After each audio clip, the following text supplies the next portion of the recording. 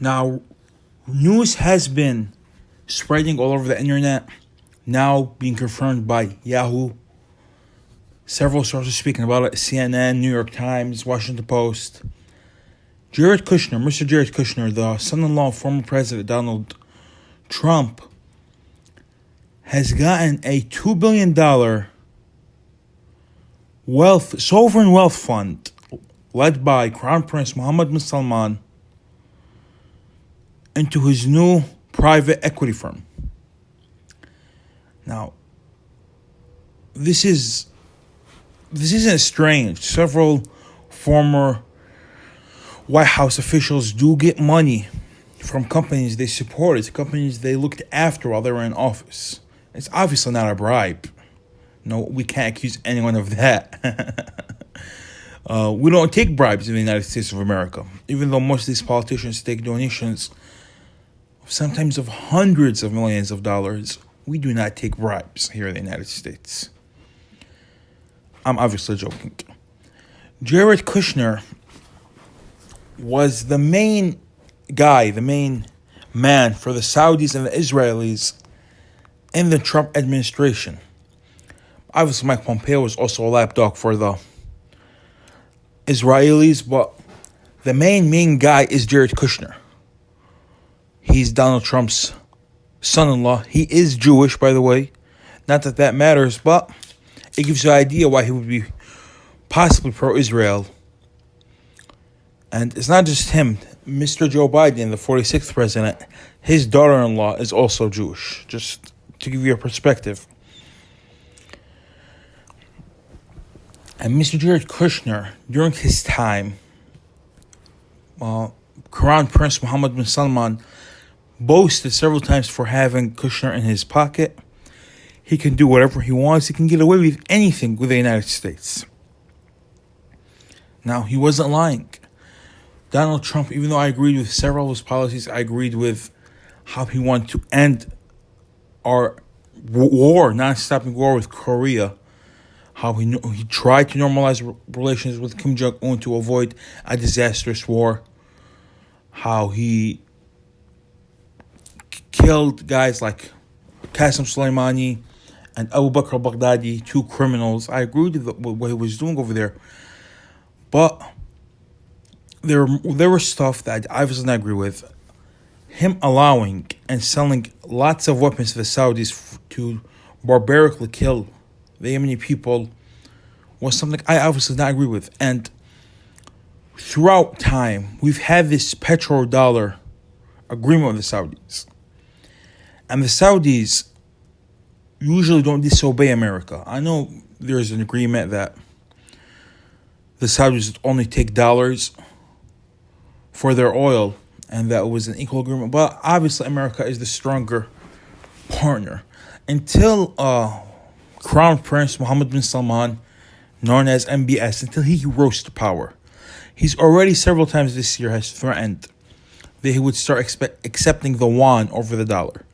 And some economic experts say that the dollar would be crushed if they accepted the yuan. Some say no, it would obviously affect it a bit, but not to the point that would be crushed. Most countries deal with the dollar. Most countries trade currencies with the dollar. Lots of countries do not want to be under the strict control of the Chinese. The Chinese, they have a way of loaning money that's different to how other people loan money. They will loan you huge sums of money, even if they know you can't afford to pay it back. Unlike the IMF, where they would only possibly loan even a country as big as Egypt $3 or $4 million, and they'd have to do this, and that. No, China, its conditions are low, but what happens? They usually take a piece of your land if you don't pay back the money. So a lot of countries are worried to deal with the Chinese. The Chinese, it's a dictatorship. It's disgusting what's going on in Shanghai. Most of you guys are seeing what's going on in Shanghai. It's horrible. So a lot of people say even though the Saudis might start taking the yuan as their preferred method for oil, it won't disrupt the dollar. Some people say no, it would completely destroy the dollar. It would be the first sign of the American empire going to into dirt. But I want to tell you one thing. When George H.W. Bush was in power, the intelligence agencies came to him one day and said, if we leave Saddam Hussein with no sanctions and we don't do anything about it, Iraq could have a legit top 3 military by 10 years. He's researching several sophisticated ballistic missiles. He's going through his nuclear enrichment plan. If we don't do anything about it, he could be a top 3 military in the world. 2 years later, Saddam Hussein invaded Kuwait with the blessing of the United States. He asked that the ambassador from America to Iraq if they care about what happens between him and Kuwait. The ambassador replied to Saddam, said, "That's business between you Arabs. We really don't care about it." He had the blessings, at least he thought he had the blessings of the United States. Maybe he misinterpreted it. But the United States took full advantage of the war against Kuwait, put a foothold inside North Iraq, destroyed the entire Iraqi army, and put one of the most cruelest sanctions in human history. Estimates say between 500,000 to 1 million babies were killed because of lack of medicine. Now, to think that the United States, or the power that really does control the United States, I'm not saying this president, Joe Biden does not know where he is most of the times. With all due respect to Mr. President, Joe Biden, most of the times he does not know where he is. That guy is not running the world right now. If the United States of America, or whoever, or which organization runs the United States of America, if they saw that the Saudis are going to be this big of a problem, they will destroy Saudi Arabia. And they will not give half a fuck about their money. They will rob their money blind and separate it into 6 different countries. It's not rocket science. The Saudis are not going to destroy the American economy. But now let's go back to the Kushner thing. Kushner was the guy who was pushing the Saudi and Israeli agenda inside the White House. We all know about how Trump sold them weapons and boasted about it. This guy right here is making American jobs. Speaking about Mohammed Bin Salman, this isn't something that's a secret. He was very pro-Saudis and Israel. He let the Saudis do a full blockade on Qatar because the Saudis quoted that they don't want Iran establishing relations with Qatar, or only pushed Qatar to having closer relations. And to prove my point about how America is willing to destroy the Saudis, it has now, under Joe Biden, it has signed a NATO-like agreement with the Qatari royal family. Turkey has, I believe, a huge military base with, I believe, 10,000 soldiers with the most advanced drones and fighter jets that Turkey possesses protecting Qatar.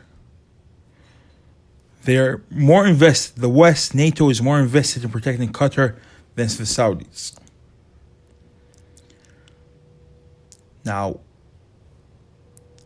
during Trump's reign, Israel, with the push of Kushner, because one thing about the Saudis and Kushner, Mr. Trump did not have an ambassador to the Saudis. Kushner was the middleman between the Saudis and Trump. They dealt with Kushner directly, and now they give Kushner $2 billion. Now, if this was a fair country and an actual democracy, and where actual law and order goes, you would expect that the DOJ to investigate what just happened right here. Why does a country you were extremely friendly with, and a man who said he had you in his pocket, just invested $2 billion in your private equity firm? Why would that happen? That's setting a horrible precedent. Any country that wants to serve China or the Saudis or even Al-Qaeda could get away with it. We're seeing it right in front of our eyes. and no one's doing anything about it. Most people don't even care. Because most people don't get what the real problems are for this country. People are still talking about Will Smith and Jada Pinkett Smith and Chris Rock. They do that shit on purpose, man.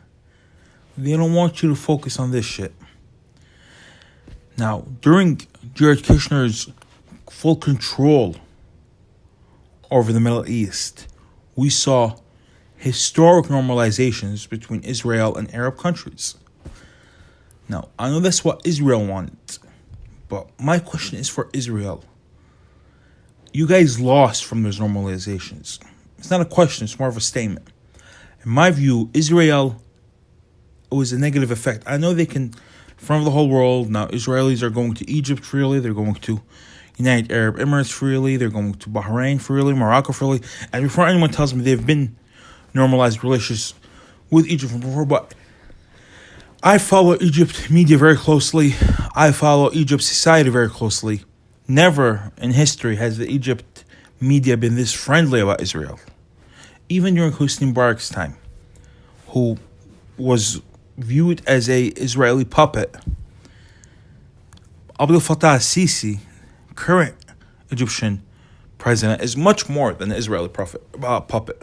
If you look at him and you look at his policies and look at his actions, it seems like he's a Israeli senator or Israeli governor ruling over Egypt. So that's how it feels like, in my view. Extremely pro-Israel decisions. Not even just pro-Israel over Palestine. That's not the topic anymore. No one cares about Palestine anymore. No government in the world cares about Palestine anymore. That's if they ever did care. But no, the problem is, what I'm saying is, more pro-Israel than more pro-Egypt for his country. And that's what makes you think. Now, historic normalizations made the media for the first time in the last altercation between Gaza and Israel, between Hamas and Israel. And it's going to happen again, because in case no one saw, the Al-Aqsa Mosque, one of the most holy mosques in the world for Muslims, was bombarded and attacked yesterday by Israel forces. So I see a new attack from Hamas happening against Israel. But last time the war between Hamas and Israel happened, the media was pro-Hamas for the first time ever. Why was that? Why? Because it can't legitimately say anymore that these Israelis are a few bunch of people surrounded by millions of enemies inside the Middle East. They no longer have any enemies inside the Middle East. They no longer have to react like this to Palestinians in barbaric ways. No Arab country poses a threat to them. Even people that are not tight with Israel or have not normalized relations with Israel, none of them have an army. Iraq has the most disorganized army. If that's the biggest adversary historically to Israel behind Egypt, it has the most disoriented army. Half the army serves the clerks. Clerks are basically like high priests. And half the army serves their tribes. There is no army in Iraq.